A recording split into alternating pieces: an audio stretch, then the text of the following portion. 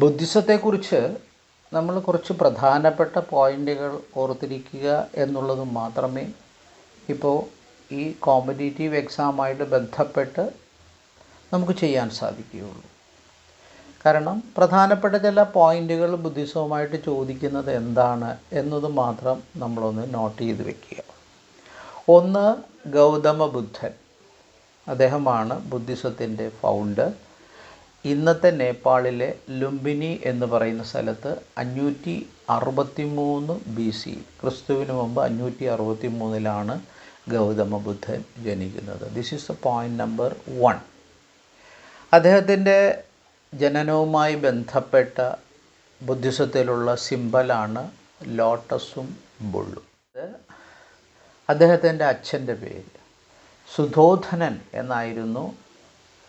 ശ്രീബുദ്ധൻ്റെ അച്ഛൻ്റെ പേര്. അതുപോലെ അമ്മ മഹാമായ. കോസല ദിനസ്റ്റിയിൽപ്പെട്ട സ്ത്രീയായിരുന്നു ബുദ്ധൻ്റെ അമ്മ. ഗൗതമ ബുദ്ധൻ വിവാഹം ചെയ്തിരുന്നു. യശോധര എന്നായിരുന്നു അദ്ദേഹത്തിൻ്റെ ഭാര്യയുടെ പേര്.